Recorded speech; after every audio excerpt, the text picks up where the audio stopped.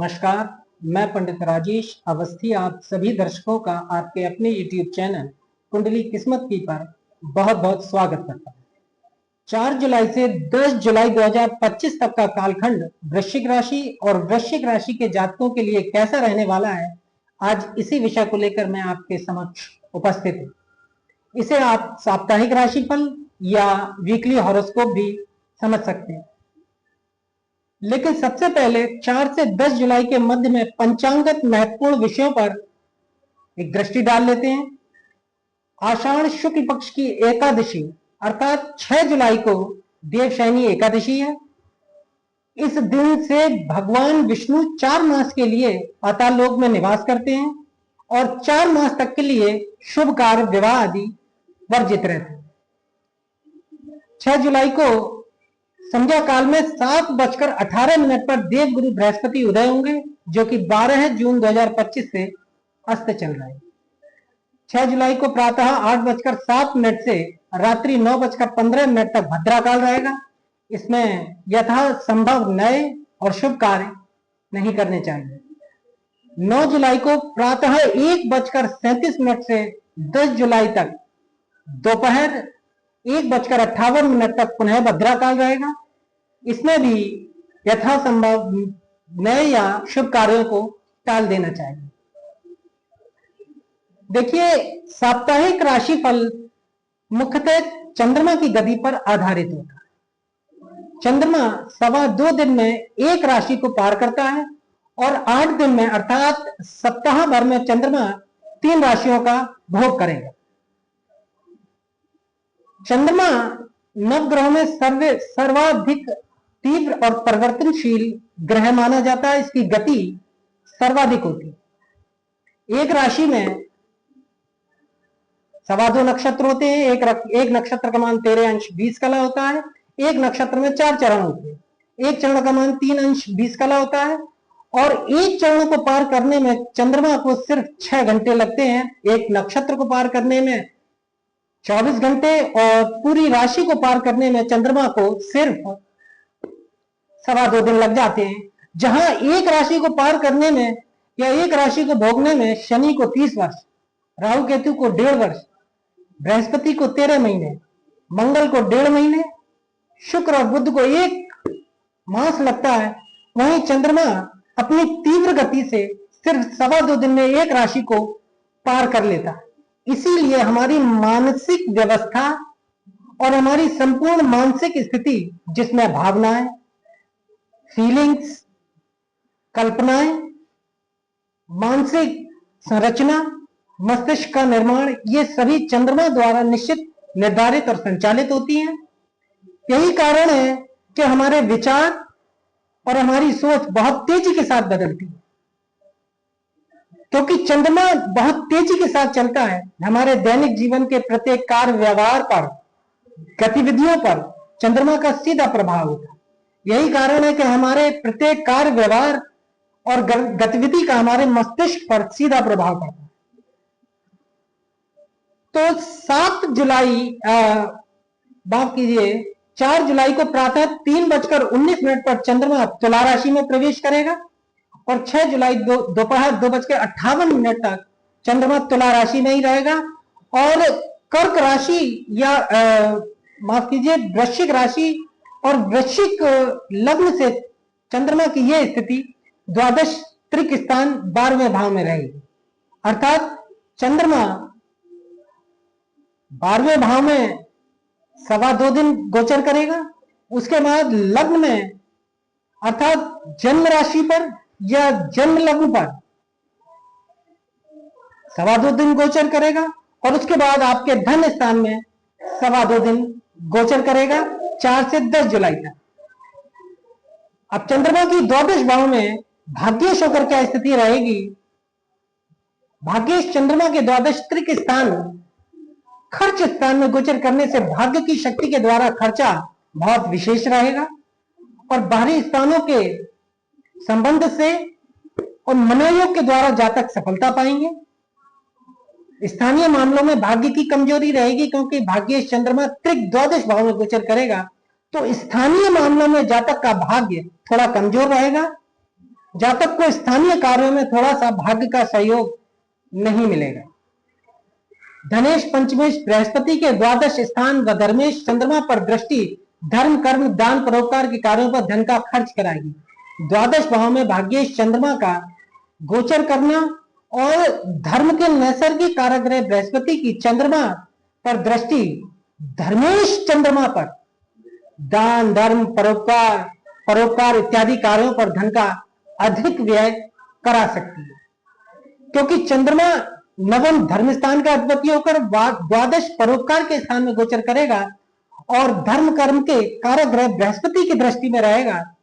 पंचम दृष्टि में आता है जातक धार्मिक कार्यों पर किसी भी रूप में धन का अधिक खर्च कर सकते हैं। इसके साथ साथ बाहरी स्थानों में भाग्य बल से धन प्राप्त करेंगे। नेत्रों से संबंधित परेशानी जातकों को हो सकती है, क्योंकि राहु की नवम दृष्टि चंद्रमा पर रहेगी। लोग आपसे द्वेष करेंगे, धन की किसी भी प्रकार की आपको हानि उठानी पड़ सकती है।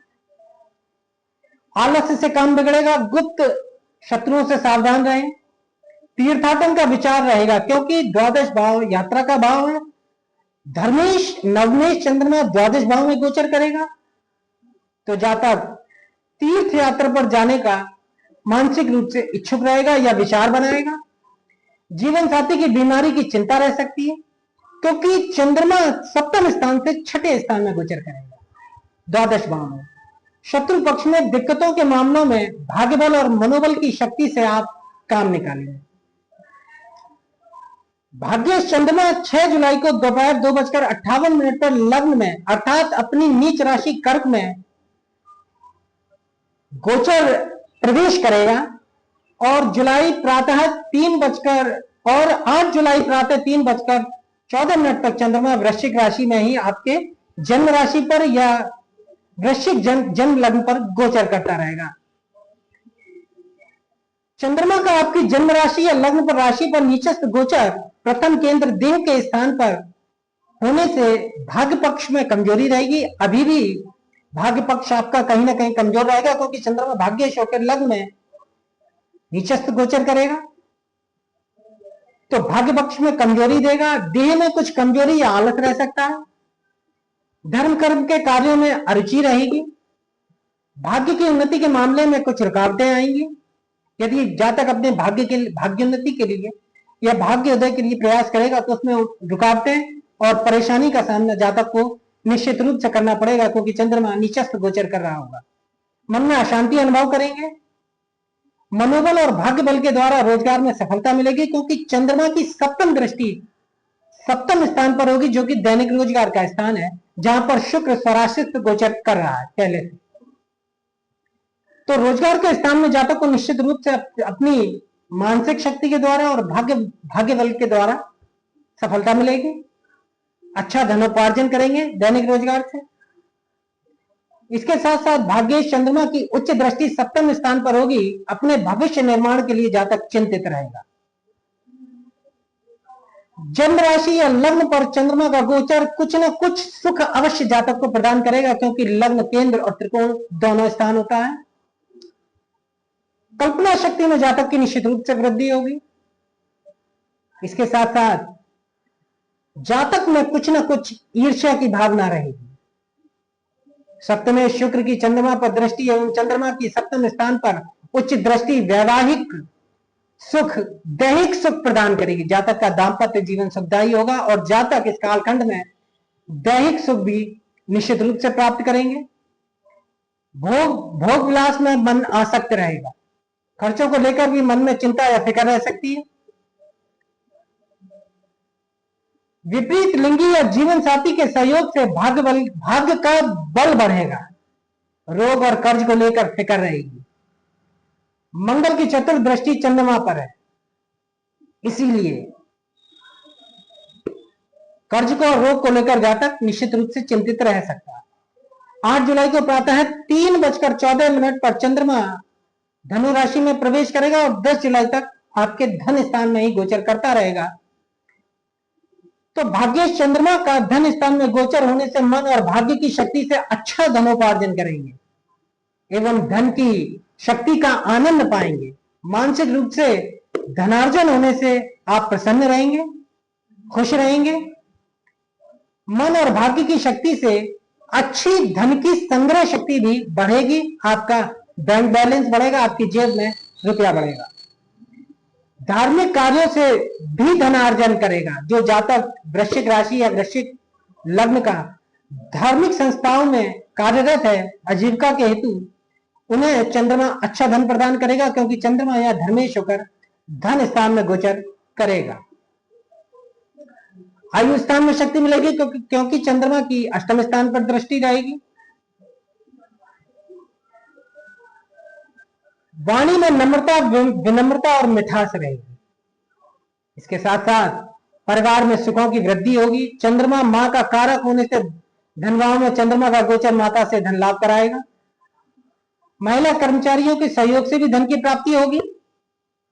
भाग्योदय के लिए चिंतित रह सकते हैं। अनेक स्रोतों से धन की प्राप्ति होगी, क्योंकि धन स्थान में चंद्रमा जैसा नैसर्गिक शुभ ग्रह गोचर करेगा और चंद्रमा या भाग्य त्रिकोणेश होकर धन स्थान में गोचर करेगा, तो अच्छा धन प्रदान करेगा। द्वितीय स्थानगत भाग्य चंद्रमा पर धनेश गुरु की दृष्टि भाग्य बल से अच्छा धन प्रदान करेगी। कर्मेश सूर्य की धनेश गुरु से युति एवं भाग्य चंद्रमा से दृष्टि संबंध कारोबार, व्यापार, नौकरी में भाग्य बल से अच्छा धन प्रदान करेगी। भाग्य बल से गलत कार्यों से भी धनार्जन करेंगे। देखिए, धन स्थान में बृहस्पति की मूल त्रिकोण राशि धनु पर चंद्रमा गोचर करेगा और बृहस्पति अष्टम स्थान से, जो कि गलत कार्यों से धन कमाने का भाव है, वहां से चंद्रमा के साथ परस्पर समसप्तक दृष्टि संबंध बनाएगा, तो जातक की बुद्धि, जातक का मन और मस्तिष्क गलत कार्यों से धन कमाने में विशेष रूप से रहेगी और जातक गलत कार्यों से, जो कि किसी भी प्रकार के हो सकते हैं, उनसे अच्छा धन कमाएंगे भी, प्राप्त भी करेंगे। तो आज के वीडियो में कर्क राशि, कर्क लग्न के जातकों के लिए, माफ कीजिए, वृश्चिक राशि और वृश्चिक लग्न के जातकों के लिए 4 जुलाई से 10 जुलाई तक का कालखंड कैसा रहेगा, आज इसी विषय पर हमारी चर्चा केंद्रित थी। अगर वीडियो अच्छा लगा हो तो वीडियो को लाइक करें, अधिक से अधिक शेयर करें और चैनल को सब्सक्राइब करें। नमस्कार।